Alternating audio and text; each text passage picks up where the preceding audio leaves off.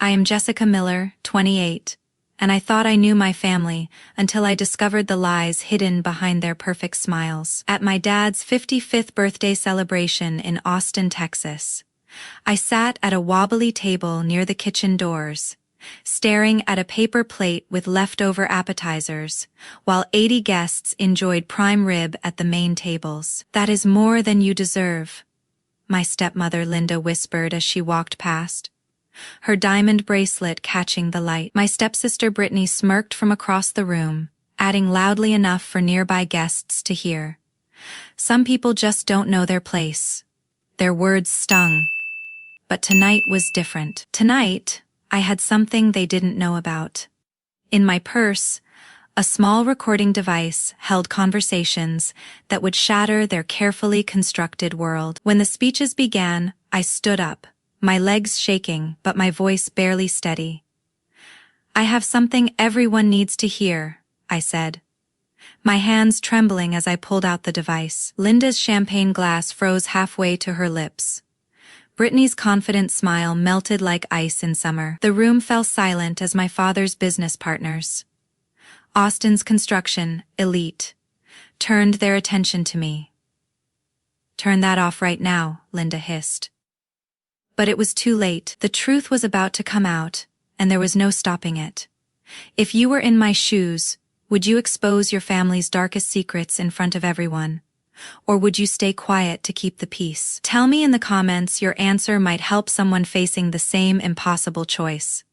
Let me take you back to where this all started. I am a civil engineer who recently left my job with the city of Austin to help save our family business. My small apartment near downtown is filled with blueprints and coffee-stained notebooks, the organized chaos of someone who builds things that last. My mother died when I was 8, leaving me with faded memories and a father buried in his work. Dad owns Miller Construction, one of Austin's most successful building companies. By the time I was 10, Linda had moved in with her daughter Brittany, who was 5 years younger than me. Linda made it clear from day one that I wasn't part of her vision for our new family. She had this way of smiling sweetly in public while cutting me down in private. "Jessica, sweetie," she would say with that fake concern, "maybe you should focus on your schoolwork instead of bothering your father about the business." Brittany learned fast. While I wore hand-me-downs and thrift store finds, she got shopping trips to the Barton Creek Mall, piano lessons, dance classes, summer camps. If Brittany wanted it, she got it. When I asked for art supplies to pursue my interest in technical drawing, Linda sighed dramatically. "We cannot afford everything, Jessica. Maybe ask for cheaper hobbies." Meanwhile, she had just signed Brittany up for a $200 per month horseback riding program. The pattern continued through high school. When I made honor roll, Dad barely looked up from his newspaper. When Brittany passed algebra with a CFA, we went to her favorite steakhouse to celebrate. I learned to celebrate my wins alone, in my room with no one to share them with. College was my escape route. I earned a scholarship to UT Austin for engineering. But even then, the comparisons never stopped. Linda made sure everyone knew that Brittany was studying something artistic at a private college in California, paid for entirely by Dad. Of course, Jessica's so practical, Linda would tell their friends at dinner parties I wasn't invited to.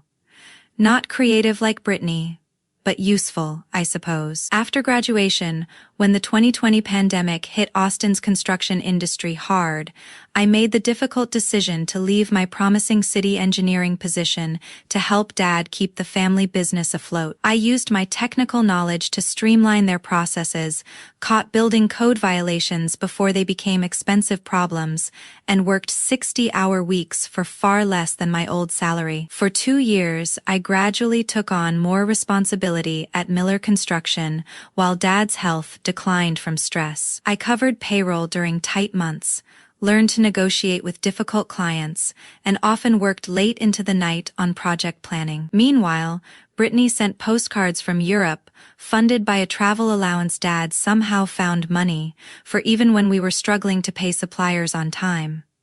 The breaking point came last month. While organizing company files to prepare tax documents, I discovered Dad had been paying for Brittany's entire lifestyle, her Los Angeles apartment, her car payments, even her credit card bills, totaling over $4,000 monthly for the past 4 years. That is nearly $200,000 while I lived on ramen noodles and instant coffee, pouring my savings back into keeping his company alive. When I confronted him about it, Dad looked uncomfortable but defensive. "She is still finding herself." "Jess, you have always been the strong one. You don't need help like she does." That night, I sat in my tiny apartment doing the math. I had sacrificed nearly $150,000 in lost wages staying to help, plus another $65,000 of my own savings I had invested in equipment and emergency payroll. Meanwhile, Brittany got a free ride worth close to $200,000. The inequality stung.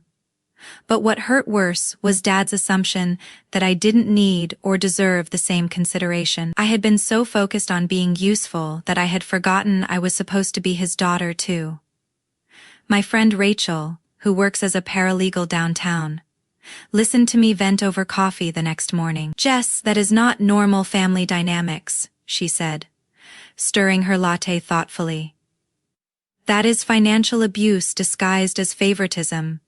Her words hit like a slap. I had been so used to being the strong one that I had normalized being taken advantage of. But Rachel was right. This wasn't about being practical versus creative. This was about Linda systematically ensuring I got scraps, while Brittany got everything. "You need to protect yourself," Rachel added. "People like that don't change. They just get better at hiding what they are doing." 2 weeks before Dad's birthday party, Rachel called me with urgency in her voice. She had been having drinks with some lawyer friends at a bar on 6th Street when she spotted Linda at a corner table with a man I didn't recognize, definitely not Dad. "They were looking at legal documents," Rachel whispered into the phone. "I heard her say something about making sure Jessica cannot interfere and the company will be secure." My stomach dropped. Linda had always pushed for Brittany to learn the family business, despite Brittany showing zero interest and never having set foot on a construction site. But lately, Linda had been asking pointed questions about company finances and Dad's retirement plans. Rachel, being a paralegal, had managed to position herself close enough to hear more details. The man was an estate planning lawyer, and they were discussing ways to structure Dad's will and business succession to minimize my involvement. "She kept saying you were too volatile and couldn't be trusted with major decisions," Rachel reported. "The lawyer suggested something about medical incompetency if your dad's health gets worse." I felt sick. Linda was positioning herself and Brittany to take control of Miller Construction if anything happened to Dad, painting me as unstable despite being the one actually running the company. That weekend, I did something that felt invasive but necessary. I accessed the company's shared computer system that I had helped set up when I first joined the business. As the person handling its support, I had administrative access to everyone's email accounts for troubleshooting purposes, though I had never used it to snoop before. What I found made my blood boil, but also explained so much about Dad's vulnerability to Linda's manipulation. Linda had been corresponding with that lawyer for months, discussing strategies to protect the family assets from Jessica's poor judgment. She had been systematically feeding him stories about my supposed financial irresponsibility, claiming I had been making risky decisions with company funds and showing signs of emotional instability under work stress. The worst part: she had been documenting my late nights at the office and my tendency to get frustrated during difficult client calls as evidence of my erratic behavior. Every time I had pushed myself to save the company, she had twisted it into proof that I couldn't handle responsibility. But what really shocked me was how she had been manipulating Dad's perception of reality. I found email exchanges where she would gently suggested that I was being too aggressive with clients after difficult phone calls, or that my project decisions were questionable, even when they had saved us money. She was systematically undermining his confidence in my judgment while presenting herself as the voice of reason. But then, I found something that changed everything. In a folder marked personal, I discovered Linda's real financial situation. Despite living in Dad's house and driving cars he paid for, she had been accumulating massive debt, over $180,000 in credit cards, personal loans, and a mortgage on a secret condo she had bought as an investment. She needed Dad's money desperately, and I was the biggest obstacle to her getting control of it. The final piece fell into place when I found email exchanges between Linda and Brittany. Brittany wasn't just a spoiled kid living off Dad's generosity. She was actively helping Linda plan to push me out. "Mom, you need to document every time Jessica loses her temper," one email read. Dr. Peterson said those outbursts could be used to show she is not mentally fit to run the company. Dr. Peterson, Linda's therapist, was apparently helping them build a case against me. I screenshot everything, saved it to multiple drives, and sent copies to Rachel.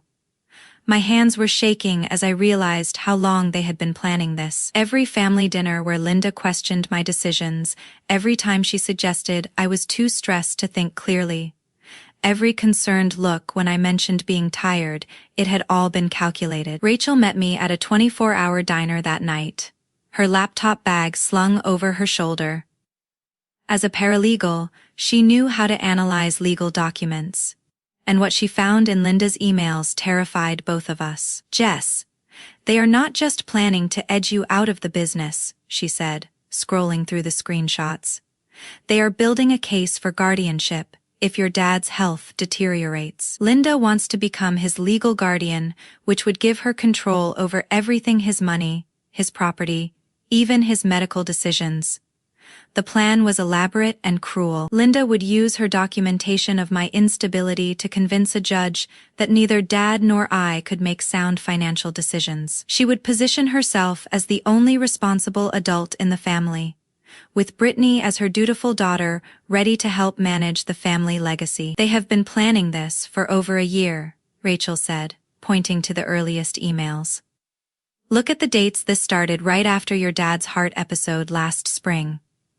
I remembered that time well. Dad had spent 3 days in the hospital with chest pains that turned out to be stress-related. I had been the one sleeping in the hospital chair, managing work calls from the hallway, coordinating with his doctors. Linda had shown up with flowers and worried expressions for the visitors, then went home each night to her comfortable bed. But apparently, she had seen his health scare as an opportunity. "The recording device was Rachel's idea. You need them to confess," she said. "Documentation is good, but a recording of them admitting their plan would be undeniable." I felt uncomfortable with the idea at first. Recording family members felt like crossing a line, even after everything I had discovered. But Rachel pointed out something crucial. "They have already crossed every line, Jess. They are planning to destroy your relationship with your father and steal everything you have worked for. This isn't about getting revenge, it is about protecting yourself." The opportunity came 3 days before the party. Linda called to ask me to meet her and Brittany for lunch at a trendy restaurant in South Austin. She claimed they wanted to discuss my role in the business and clear the air before Dad's celebration. I almost said no, but Rachel convinced me it was perfect. "They are confident now," she said. "They think they have got you cornered, so they might say things they would never admit otherwise." I strapped the tiny recording device inside my jacket and met them at the restaurant, my heart pounding. Linda looked radiant, her blonde hair perfectly styled, wearing a dress that probably cost more than my monthly rent. Brittany sat beside her in designer jeans and a silk top, scrolling through her phone with bored indifference. "Jessica, sweetheart." Linda began with that fake warmth I had learned to dread. "We need to talk about your future with Miller Construction." My future. I kept my voice level, though my hands were clenched under the table. "Brittany's decided she wants to get more involved in the family business," Linda continued, reaching over to squeeze her daughter's hand. "She has got such fresh ideas, and honestly, you have been looking so stressed lately. We are worried about you." Brittany finally looked up from her phone, giving me what she probably thought was a concerned expression. "You are working too hard, Jessica. Maybe it is time for you to find something that makes you happier." I almost laughed. After years of me holding the company together, They wanted me to step aside so Brittany could play entrepreneur. What exactly are you suggesting? I asked. Linda's smile sharpened. Well, your father's not getting any younger, and his health hasn't been great. Someone needs to think about the long-term stability of the business. Someone with fresh energy and new perspectives. Someone who hasn't been grinding herself into the ground, Brittany added, as if she cared about my well-being. The conversation continued for another 30 minutes. And with each passing moment, they revealed more of their plan. Linda talked about bringing in professional management, meaning her lawyer friend would help structure the company to benefit Brittany. They discussed my emotional volatility and how it might affect client relationships. The smoking gun came when Brittany, emboldened by what she thought was my defeated silence, leaned forward with a smug expression. Look, Jessica, we all know you have been struggling mentally. Mom's therapist says that kind of work stress can really damage a person's judgment.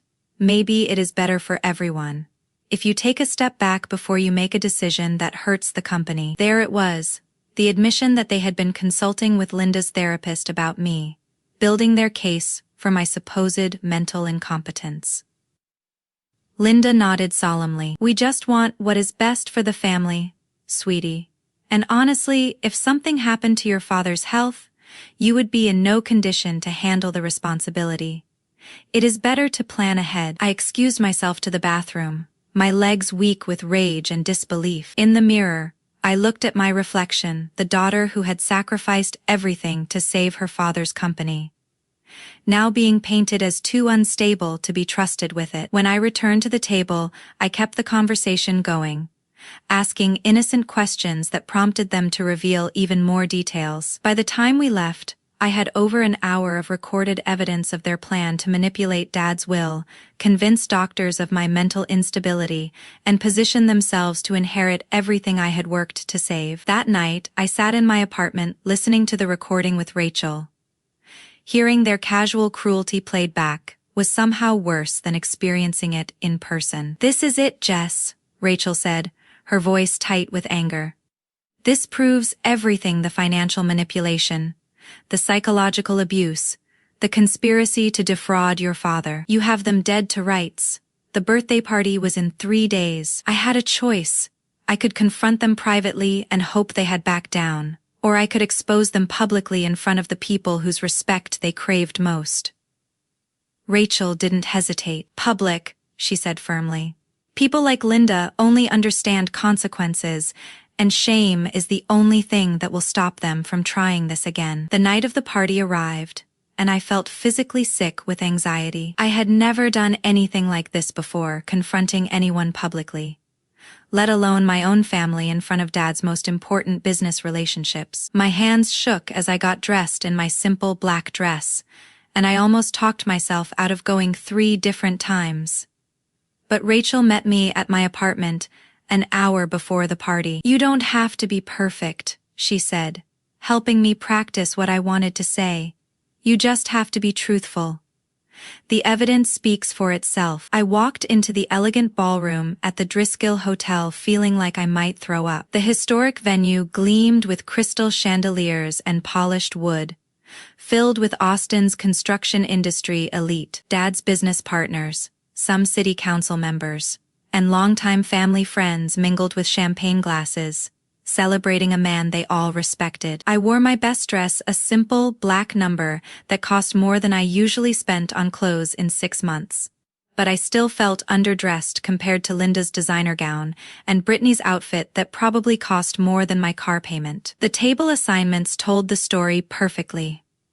Linda and Brittany sat at the head table with Dad, surrounded by his most important clients and friends. I was seated at table 12, near the service entrance, with some distant cousins and their spouses who barely acknowledged my existence. My assigned meal was different too. While the main tables enjoyed filet mignon and lobster, my table got chicken and rice. Even at his own birthday party, Dad had allowed Linda to make it clear where I stood in the family hierarchy. I picked at my food, watching Linda work the room like the society hostess she had always wanted to be. She air-kissed important wives, laughed at boring jokes from city contractors, and played the perfect supportive spouse. Brittany followed in her wake, charming everyone with stories about her artistic endeavors in California. Dad looked genuinely happy for the first time in months, basking in the attention and celebration. Part of me felt guilty about what I was about to do. This was his night, and I was about to destroy it. But then I caught Linda's eye across the room. She gave me a small, victorious smile, the look of someone who thought she had already won. That look hardened my resolve. When the speeches began, Linda went first. She stood gracefully, champagne glass in hand, and delivered a perfect tribute to Dad's business acumen and family values. The crowd applauded warmly as she talked about building legacies and protecting what matters most. "Family isn't just about blood," she said, looking directly at me. "It is about the people who stand by you, who support your dreams, and who put the family's needs above their own ambitions." The dig was subtle but clear to anyone who knew the family dynamics. Several guests glanced my way with sympathetic expressions, probably thinking Linda was gently calling out my supposed selfishness. Brittany spoke next, her voice sweet and confident. "Dad Miller has taught me so much about building something that lasts," she said. "I cannot wait to carry on that legacy and bring fresh energy to Miller Construction." Fresh energy. She had never spent a single day on a construction site, never reviewed a blueprint, never dealt with an angry client. But there she was, claiming her inheritance while I sat silent at the reject table. When the meek asked if anyone else wanted to speak, I stood up before I could lose my courage. "I have something to say," I announced, my voice carrying across the suddenly quiet room. Linda's champagne glass paused halfway to her lips.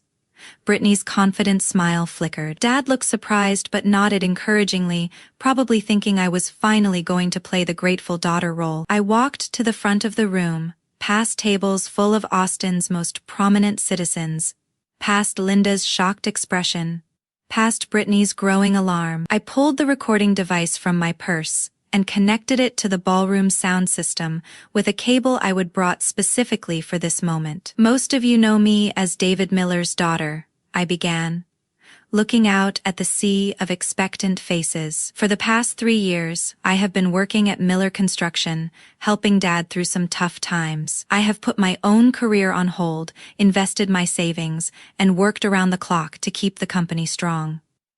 Murmurs of approval rippled through the crowd. Several people nodded they had seen my dedication firsthand during business meetings and construction projects. But what you don't know is that while I was sacrificing for this family, some people were planning to push me out and take everything I had worked to save. The room went silent. Linda started to stand, but I held up my hand. 3 days ago, I had lunch with my stepmother and stepsister. I recorded our conversation, and I think you all deserve to hear what they really think about family loyalty. I pressed play. Linda's voice filled the ballroom, crystal clear. Someone needs to think about the long-term stability of the business. Someone with fresh energy and new perspectives. Then Brittany, "Look, Jessica, we all know you have been struggling mentally. Mom's therapist says that kind of work stress can really damage a person's judgment." And finally, Linda again. "If something happened to your father's health, you would be in no condition to handle the responsibility. It is better to plan ahead." The silence was deafening. 80 of Austin's most influential people sat frozen, absorbing the casual cruelty of Linda and Brittany's words. Several guests looked visibly shocked, hands covering their mouths. I let the recording continue, playing the parts where they discussed manipulating Dad's will and building a case for my mental incompetence. With each revelation, the crowd's expression grew more horrified. Linda finally found her voice.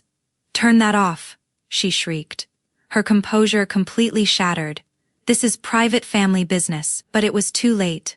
The damage was done, and everyone could see her true nature, the mask of elegance stripped away to reveal something ugly underneath. Marcus Thompson, Dad's oldest business partner, stood up slowly.